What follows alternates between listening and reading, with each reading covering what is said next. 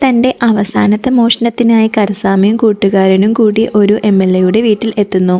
വീട്ടിൽ ആരുമില്ലാത്തതിനാൽ പൂട്ടുപൊളിച്ച് അകത്ത് കയറി പണമെടുക്കാൻ തുടങ്ങി.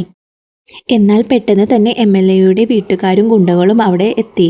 അവർ പെട്ടു. കരസാമി മുകളിൽ ഒരു ദ്വാരത്തിലൂടെ പുറത്ത് കിടക്കാൻ ശ്രമിക്കുമെങ്കിലും കൂടെയുണ്ടായിരുന്ന കൂട്ടുകാരൻ തന്നെ ഒറ്റക്കാക്കി കടന്നു കളയുന്നു.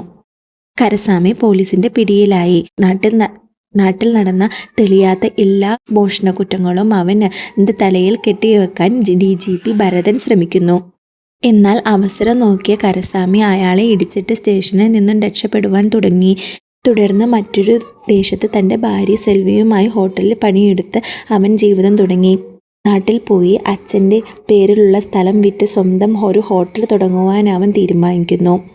നാട്ടിലെത്തിയപ്പോഴാണ് അച്ഛൻ്റെ മരണവാർത്തയും ഒരു ബാങ്കിലെ മാനേജറിൻ്റെ ചതിയിൽപ്പെട്ട് സ്ഥലം ബാങ്കിൻ്റെ കയ്യിലാണെന്ന് ഉള്ള കാര്യവും അവൻ അറിയുന്നത്.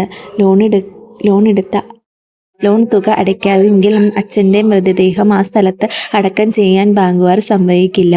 തൽക്കാലം അച്ഛൻ്റെ ബോഡി ഒരു മോർച്ചറിയിൽ ആയി പണം കണ്ടെത്തുവാൻ അവൻ മറ്റൊരു മോഷണത്തിനായി ഇറങ്ങുന്നു. അച്ഛൻ ലോൺ നൽകിയ അതേ ബാങ്കിൽ നിന്നും പകൽ തന്നെ 3 ലക്ഷം രൂപ അവൻ മോഷ്ടിച്ച് ലോൺ തിരിച്ചടയ്ക്കുന്നു.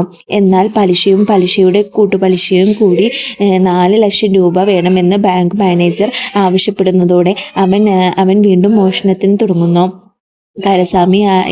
കരസാമിയാണ് ഇതിന് പിന്നാലെയെന്ന് തിരിച്ചറിഞ്ഞ മാനേജർ അവനെ പോലീസിന് ഒറ്റിക്കൊടുക്കാതെ മറ്റൊരു കൊള്ളസംഘത്തെ ഉപയോഗിച്ച് ബാങ്കിന്റെ മറ്റു ബ്രാഞ്ചുകളിലെ കൊള്ളയടിച്ച് ആ കുറ്റം കരസാമിയുടെ തലയിൽ ഇട്ടുവെക്കുവാൻ നോക്കി.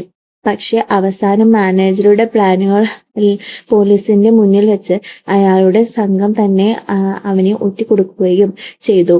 അതോടെ എല്ലാ കുറ്റങ്ങളും മാനേജറുടെ തലയിലായി. അവസാനം കരസാമി പാവങ്ങളുടെ കൊള്ളയടച്ച ബാങ്കിലെ പണം മുഴുവൻ എടുത്ത് തൻ്റെ അവകാശങ്ങൾക്ക് വേണ്ടി നൽകുകയും അച്ഛൻ്റെ സ്ഥലം തിരിച്ചു പിടിച്ച് അവിടെ അദ്ദേഹത്തിന്റെ അടക്കം ചെയ്യുകയും ചെയ്തു.